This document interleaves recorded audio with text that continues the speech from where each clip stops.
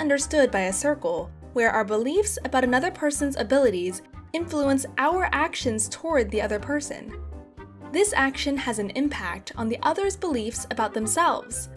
The beliefs about themselves cause the other's actions toward us, which again reinforce our beliefs about that person. And so on and on and on. Let's look at an example and start with your beliefs. Imagine you are the coach of a basketball team, and you observe your team on the first day. Chris and Joe are new members of your team. Chris reminds you of a famous player. Joe reminds you of an annoying boy from your high school years. Unconsciously, you decide what to expect of each one of them. Your beliefs influence your actions. When Chris enters the court, you are happy to see him. When he plays, you push him to do better, practice harder, stay an extra hour. If he makes a mistake, you explain to him how to improve. When Joe comes in, you hardly notice him. You're glad to see him score, but you don't give him much feedback and don't invest extra time in his training. When Joe does a mistake, you are a little annoyed. Your actions impact their beliefs about themselves. Chris feels you appreciate him, and he appreciates you in return. He believes in his own success. Joe feels you have little patience and appreciation for him. He does not believe in his own success.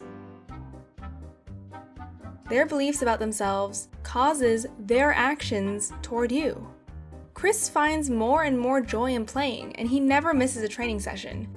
During the games, he gives 100% all the time.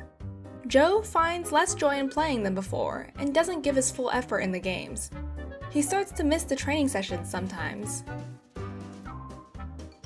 which reinforces your beliefs about them. You see how Chris enjoys playing, how he trains hard and shows a fast increase in his performance. Joe seems not to be very motivated. His skills don't increase as much, and he starts to show up less. You knew it right away. Thank God your instincts were right. The Pygmalion effect is also known as the Rosenthal experiment, named after a research of Robert Rosenthal at Harvard. In a first study, he challenged test subjects to coach rats through a maze. Half the group were told their rats were extremely intelligent and specifically trained. The other half were told that their rats were dumb. In fact, the rats were all the same. During the experiment, however, the smart rats performed well better than the dumb ones.